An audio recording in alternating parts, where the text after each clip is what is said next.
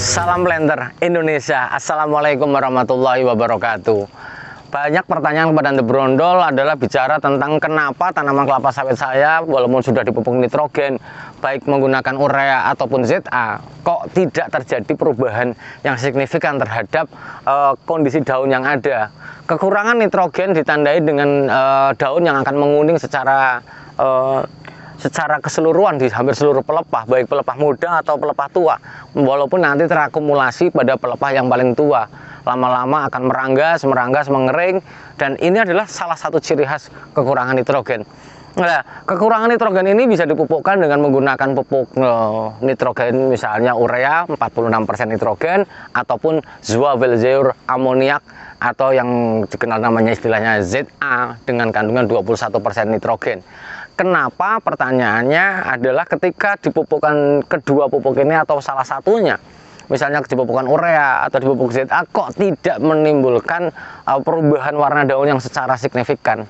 Artinya bahwa pemupukannya tidak efektif. Maka kali ini kita akan membahas berkaitan hal-hal yang menyebabkan bahwa pemupukan nitrogen tidak efektif. Yang pertama, bahwa ketidakefektifan ataupun pemberian nitrogen ini adalah disebabkan karena pemberiannya terlalu siang. Walaupun dalam kondisi yang ada hujan, sekalipun misalnya habis hujan kemudian dipupuk, tapi dalam kondisi yang terik siang, maka yang terjadi adalah bahwa nitrogen akan cenderung akan terjadi volatilisasi atau terjadi penguapan atau perombakan dari amonium yang ada, yang rilis dari pemberian pupuk nitrogen ini akan dirombak menjadi amoniak, sehingga bahwa kondisi inilah yang menyebabkan jumlah nitrogen yang terserap oleh tanaman akan semakin sedikit. Kemudian yang kedua, bahwa pemupukan nitrogen tidak efektif disebabkan karena aplikasi yang salah atau pemberian dengan cara yang salah. Pemberian yang salah seperti apa? Bahwa pemupukan harusnya ditebar merata. Ketika kondisinya lembab, lahan di perakaran kita lembab, maka ditebar merata sesuai dengan prinsip pemupukan, di mana satu partikel tanah ketemu dengan satu partikel pupuk yang nanti penyerapannya jauh sangat lebih efektif dibandingkan kesalahan yang sering terjadi adalah ditumpuk ataupun dalam bentuk yang bongkahan. Sehingga inilah pentingnya dari segi penguntilan. Ketika kondisi dia bongkahan ini masih diberikan ke dalam tanaman, maka jumlah nitrogen yang akan terserap itu jauh lebih sedikit, karena banyak juga nitrogen yang akan diuapkan ataupun akan menguap menjadi amoniak, sehingga bahwa pemupukan nitrogen menjadi sangat-sangat tidak efektif atau tidak terjadi penyerapan yang maksimal untuk tanaman kelapa sawit.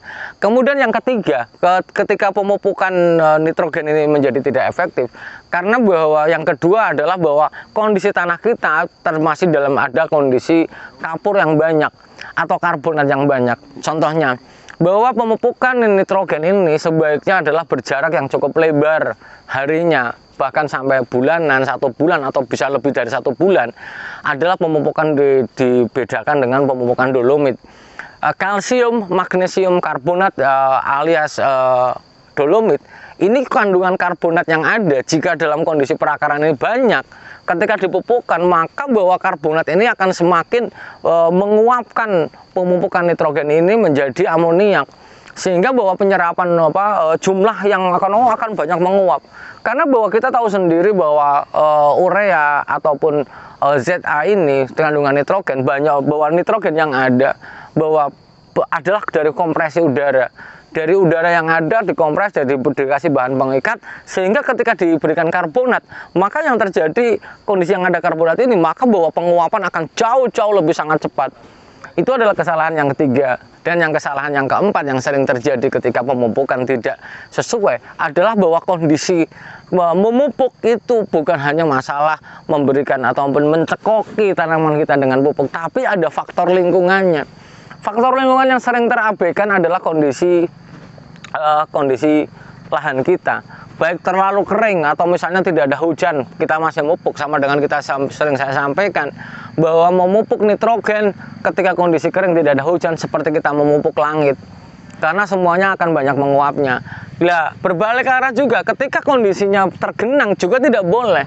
Walaupun ada pungkuan, maka tapak timbun, maka pemupukannya diusahakan di tapak timbunnya saja. Karena kondisi urea ataupun ZA kemudian dilarutkan berada di dalam larutan air yang ada, maka penyerapan juga tidak efektif.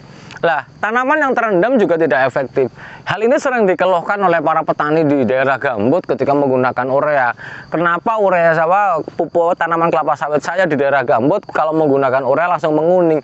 Kita perhatikan dulu kondisi perairan ataupun kondisi tanah kita ini.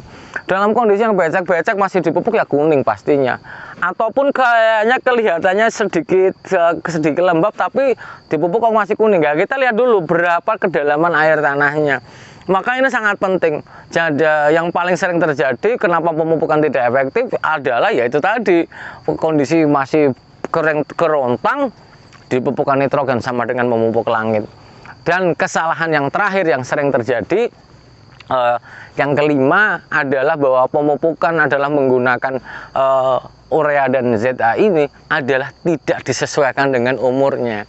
Pemberian unsur pupuk hampir seluruh pupuk yang ada, baik urea, ZA sebagai pupuk nitrogen, TSP, TSP36 atau RPD sebagai pupuk fosfat dan pupuk lain-lainnya juga, maka harus disesuaikan dengan usianya dan pertumbuhan tanamannya. Jangan hanya memperkirakan katanya tetangga sebelah, katanya ini. Maka pastikan bahwa kita memiliki acuan dasar dari pemupukan kelapa sawit secara general pun nggak apa-apa. Karena ini akan menjadi acuan kita. Jangan memberikan pemupukan, 1 kilo aja lah. Kemudian urea 1 kilo, SRP-nya 1 kilo, dasarnya apa ya? Dasarnya duit Pak Fendi ya. Kalau itu beda lain ceritanya. Tapi kalau misalnya pemupukan itu adalah didasarkan ada acuannya, ureanya berapa?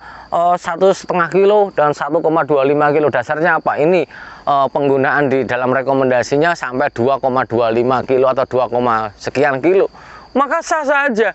Tapi kalau udah faktor duit ya silakan saja sih, tergantung para petani semua. Paling tidak bahwa memupuk itu ada dasarnya. Jangan memupuk hanya perkiraan saja yang berujung terhadap perkiraan buah kita juga nggak bisa diperkirakan. Seperti itu. Mungkin 5 kesalahan itu dulu yang dapat saya sampaikan. Kenapa pemupukan kita itu tidak efektif, karena bahwa ada faktor-faktor yang menyebabkan kehilangan nitrogen dalam jumlah yang banyak. Yang pertama adalah volatilisasi ataupun penguapan pupuk itu sendiri menjadi amoniak, kemudian demineralisasi oleh mikroorganisme, artinya bahwa yang tersedia menjadi tidak tersedia. Kemudian yang ketiga, adanya kondisi aliran permukaan yang terbawa oleh permukaan kita, artinya bahwa ketika pemupukan yang ada hujan deras, kemudian dia akan hanyut bersama dengan yang lainnya. Mungkin itu saja dulu yang dapat saya sampaikan. Semoga bermanfaat. Mari kita bersama-sama membangun kelapa sawit Indonesia dengan cara yang sebaik-baiknya.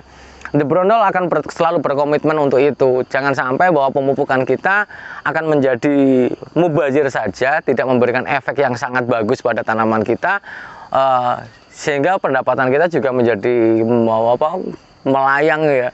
Jadi keinginan Fendi adalah bagaimana The Brondol mampu memberikan informasi yang tepat dan akurat bagi petani dan para planter semuanya. Semoga Allah selalu memberikan saya, Anda semuanya kesehatan dan kebahagiaan tanpa syarat dan rezeki yang tidak disangka-sangka. Dan sehat selalu bagi kita semuanya. Salam planter Indonesia. Assalamualaikum warahmatullahi wabarakatuh.